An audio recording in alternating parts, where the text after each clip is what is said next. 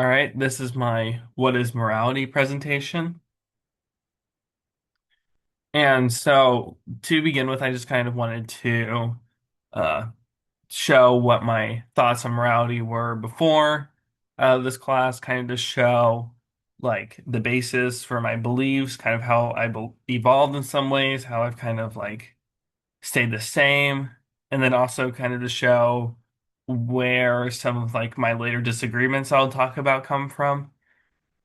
And so, like the first thing I kind of thought of was that there's an intrinsic understanding of what good and evil is. I really just thought that people kind of were born with the ability to really discern whether or not something like an action was good or evil, or I guess like moral or immoral. And kind of the way that I saw this was that people will be able to tell if something is like harmful to someone else, or if it's like bad, I guess, in like the traditional sense that we use today, like it can hurt someone, or it's insincere, lying, deceitful, callous, or any of these kind of ways. I just kind of believed before this class that people were just born with at least some level of being able to understand whether something was good or evil, and then kind of like doing the do no harm, and then like respecting others are also kind of a part of that. I kind of just thought that people just knew that like respecting others was kind of like a moral choice, or like respecting their beliefs, respecting their rights, respecting their person, and then also like doing no harm, like not encroaching on these rights and not harming them like intentionally. And then like lastly, I believe that like morality was a choice. Because like I kind of thought if it wasn't a choice, then it wasn't really moral. There would be no morality whatsoever because you can't choose, and so like no actions would be immoral then. And we'll kind of talk about that later. And then so kind of I just want to go into like where I first think morality came from because I know that's like a point that we really like focused on in this class. So I do agree with Darwin. I believe that at least like majority of like what we consider as morality to come from early man and how they kind of like evolved. Because it would make sense that if people or groups of people um, had like what would be considered like moral, like loyalty, courage, sympathy. All these things would let them be stronger and be able to take on other tribes more easily and make them win, making them the dominant, um, not species, but like dominant members of that area, allowing them to propagate and spread on these like morals or beliefs. That makes sense. Why, and I think this kind of relates to what Nietzsche was talking about, where it kind of like comes from tradition because of these beliefs like morals or actions like this courage helps people survive, and it would make sense that they would kind of be passed down from generation to generation. And then also like you can see a lot of these like beliefs in like courage, loyalty, sympathy, um, and like many other like organizations or like traditions. Like you can see like this kind of belief of like courage or like loyalty and religion. You can see this in like political parties. You can see this in like just countries in general, and like even like in sports teams and stuff, and all these stuff like the stuff that Darwin talked about kind of forms the traditions that Nietzsche later talks about. But then, kind of like what I was talking about earlier, I also do think, and I'll get into this like later on, I think in my disagreements, that there is like some level of intrinsic understanding about morality. And I think that really does play, and that's like where some of it does come from, and it plays into people's choices. So now I want to talk about some like other beliefs I have about morality. Kind of going along with like what Mackey is arguing in his book. I don't think that morality is objective.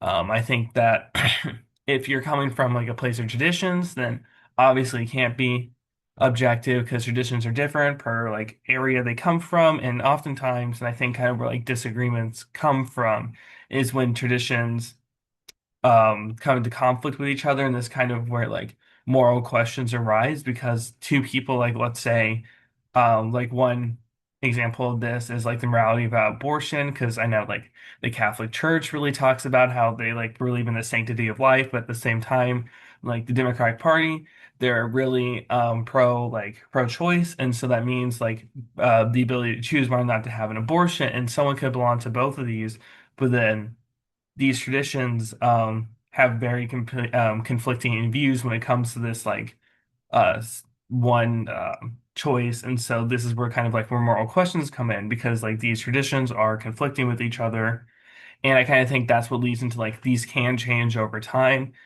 I think that these can change either from someone being involved in like multiple like cultures that have different traditions and they come into conflict and they make them choose one, which then or like make them reevaluate and come up with a more nuanced approach.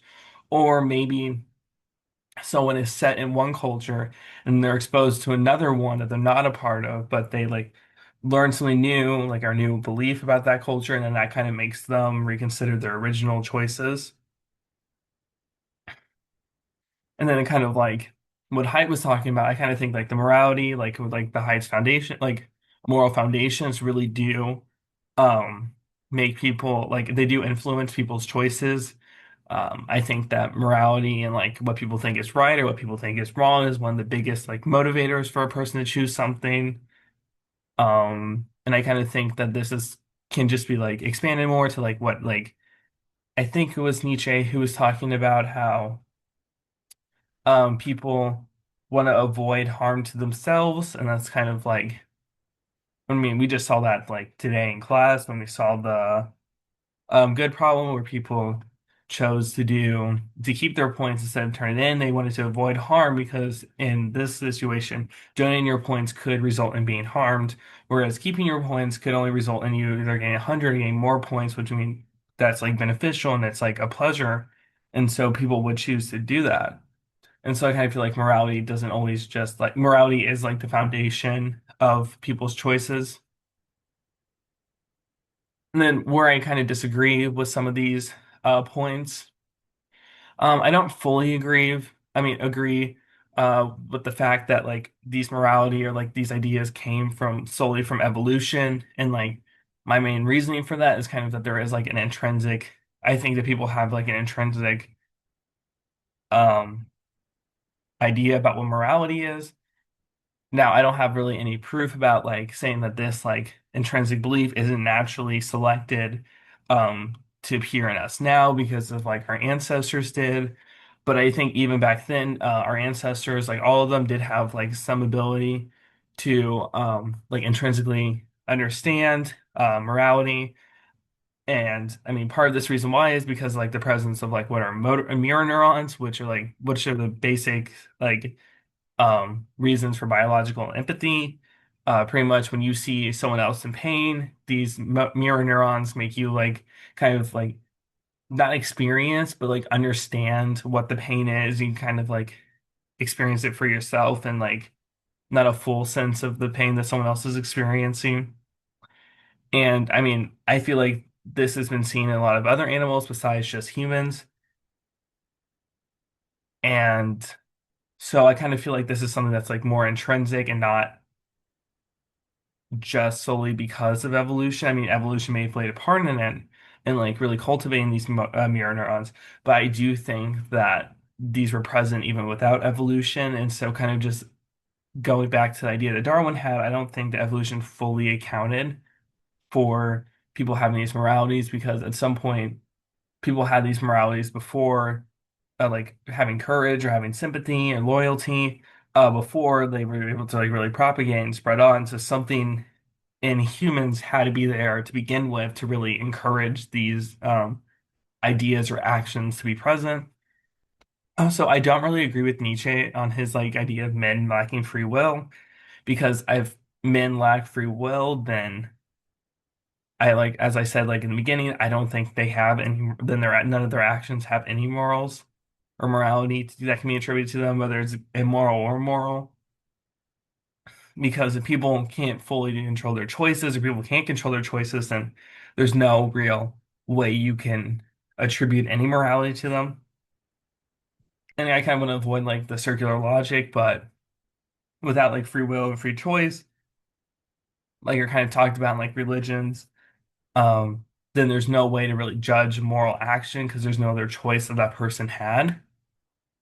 And then lastly, I wanted to say that I kind of thought that Haidt's moral foundations, something that like I kind of talked about earlier, are a little too limiting. I understand that like he kind of chose this just to really succinctly like compile this, like the basic like moral foundations, but I don't think people are as simple as like being able to get like six foundations and that being the only six that motivate them. I think there are a lot more like nuanced ways that someone could really describe why like what moral choices are and what the foundations are. And I like the six that he did choose, I think are good. But I do think that like and I understand why he only limited it to six, because like it's easier, it allows them to make like an easier test in a sense, like in a sense, a lot more people will be tested. But at the same time, I do think that that does come to like some drawbacks, like he's not able to fully um reveal how complex a person can be. And I feel like um with more than just a six moral foundations, you can get like a fuller picture of a person, a better understanding of who they are. And so you better understand their morals. And then as a conclusion, what I think my morals are, I kind of think like to summarize like what I said, I think that morality is like a choice. It's not objective or rather subjective, and it comes from like a mixture of like intrinsic values, intrinsic understanding of what's good and bad, what came from evolution, and like following up like what tradition is, and I do think that men do have free will. I understand that's like a contentious, like that's a contentious point. And if like, and like at least in my opinion, if men don't have free will, then they can't have morals because they don't have a choice. But I think they do because that allows them to attribute like that allow if they do have free will, you can attribute morality to them. And I think that's important. I think that is true. And part of the thing that I do want to kind of like clarify is that this class is only like around half over, and I really haven't had many other philosophy classes to really further explore this kind of concept. Like I want to take at least one more when I'm at Tulane in the medical ethics class. But as of right now, this is like like what I said or what my beliefs are right now. But I understand that maybe in the future, like how my like beliefs already have changed, they'll change further, like as we explore more of this class and more authors and more readings. And then even like later on, when I explore new classes and have new experiences, my like ideas and morality might change. They might evolve greatly, they might not change a lot, or they might stay exactly the same. But like, I have no way of knowing that right now. So these are kind of what I think. These are what my thoughts about morality are. And this has been like my presentation about morality.